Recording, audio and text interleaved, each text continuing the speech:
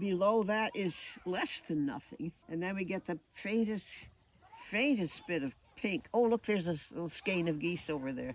And then we're working into blue, and then we're working to a pinky mauve, and then a bluey mauve, and then blue. It's not much. No, but that's the beauty of a big wash, though. Okay, normally we would take the largest brush we own because we usually have a full sheet of acid-free paper. First, we would dip the whole big sheet in the bathtub.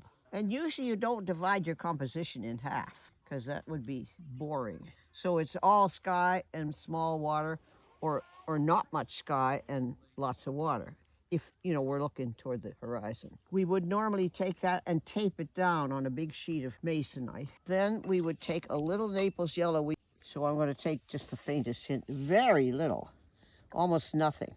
Naples yellow is practically white. So then you go like that. You wash it very gently, right down over the whole sky with Naples yellow. The reason for that, it cuts that opaque, white, boring, toneless original paper. And of course you would normally let that dry somewhat, but depends on what you're looking for. And if you don't want the blue color that's above you to wash down here, because there it's not present, you would turn your paper around. So I'm going to put in first the least little bit. Oh, whoops, damn it. You have to have a clean palette, always. Can't be messing around with something that you don't want. Okay, now there is a cobalt blue. There's a cerulean blue. I'm going to have to clean that. We don't want any contaminating color because this sky is going to be just silky. Here is my first little touch. It's the most delicate sky you're ever going to see. And there's no cloud. I can just do the whole thing like that. There's my first little pale try. See that? Let that drip down because I want that color to stay up there. I don't want to contaminate the scene. Now, it needs a little more blue, doesn't it? So we'll steal back a little more cerulean and we'll sneak it in again. I don't like that line showing, do you? So I'm going to let it run. Keep coming. It's still too wishy-washy. I should have got it right the first time.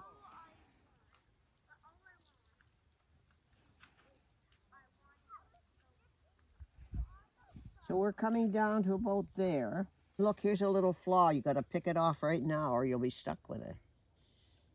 Get out of that. Now, if that's that, then what's this? Nothing. Kind of nothing, isn't it? The slightest little bit of this, because that's too lemony. Shook. Stand away, folks. I'm shaking you. Now, this time we want it to go here, don't we?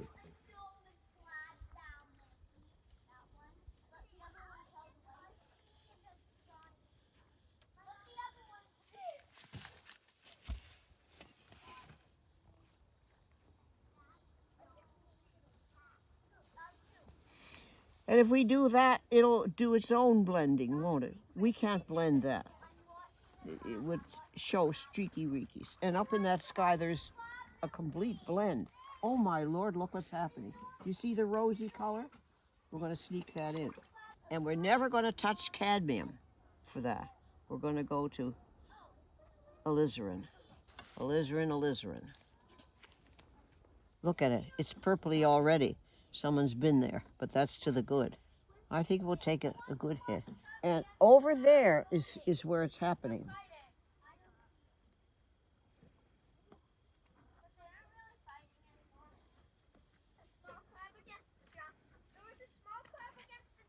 And even there's some here.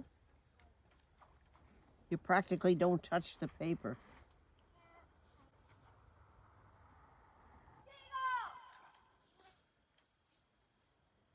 Let it drain. There's not much to it, and it's going to dry paler than it is. It always disappoints you. It doesn't stay as intense. It dries out paler. Maybe we want to sneak some blue in up there. I'm not sure that it's safe, but I'm going to try a little cerulean at the very top. This is crazy. Keep her coming, boys.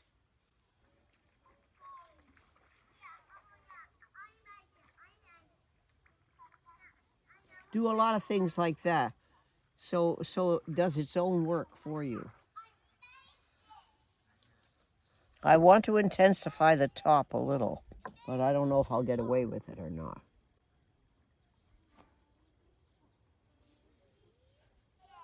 Take that up, for gosh sakes, get rid of that. And sometimes you can make it drip in a way that suits you.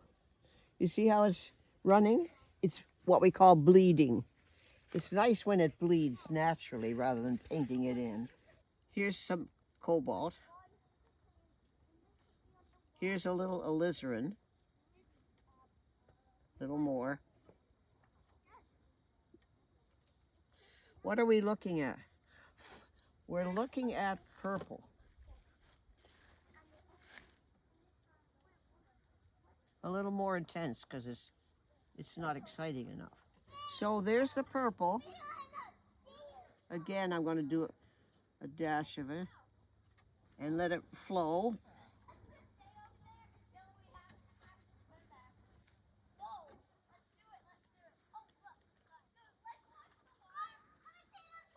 That's just so it isn't too dully horizontal. It's getting messy though. Now down here it turns blue again. Do you remember that? Look, if you look out there, it's blue once more at the very bottom. Look.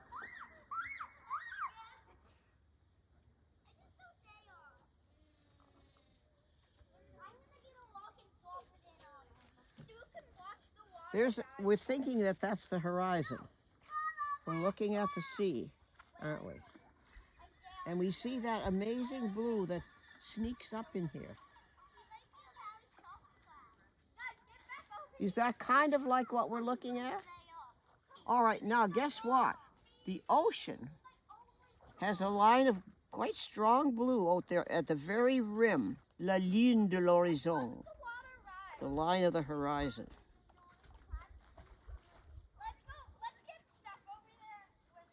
And it's out here. Now what you want it to do, that little thin strip is an island. You want that to bleed into the sky.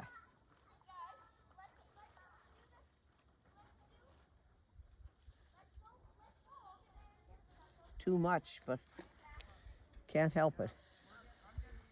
So we should go to a smaller brush. So there's a little island out there.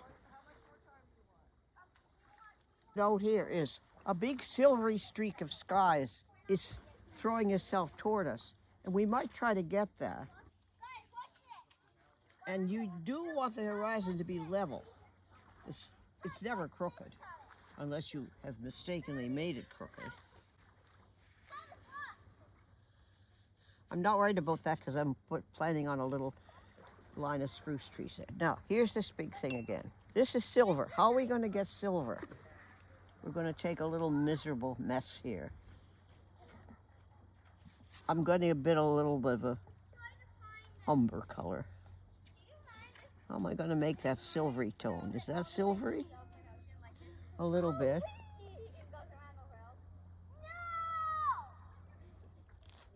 Not very silvery, is it? These are little reflections. If you scumble it, you might get silver. Look, you barely touch the paper. I'm trying to make sure it's completely horizontal. I have the nerve to touch it because it's drying nicely. We're going to soon put in an island. That island is a very dark green, isn't it? When I paint that island there, that headland, I want it to bleed, but not too badly. You look at the shine on the paper. When the shine fades, you know it's not going to bleed too much. Here's this nice little thin guy. I'm taking a little mix of this. Ooh, ooh, yuck.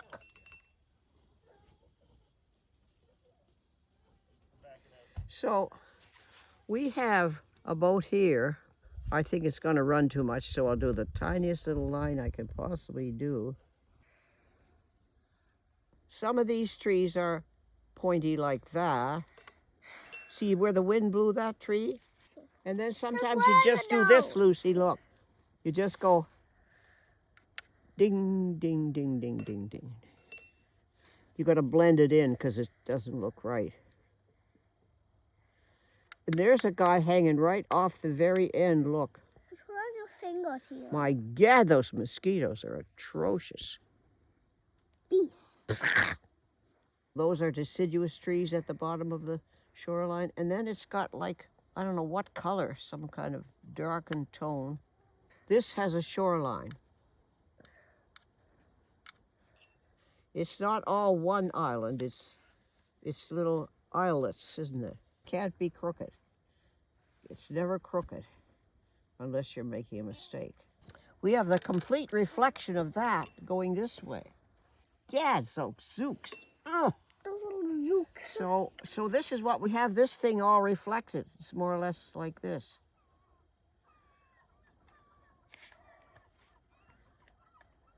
Sometimes there's a little line of light, Lucy, between the shore, but in this case there isn't.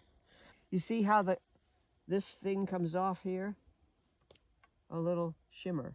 And now, Lucy, that's as far as we got, but here's a big foreground. We've got to have something in the foreground. Oh my God, they're just going crazy, aren't they? They saw us coming and now they'll get it. Look, here's my foreground.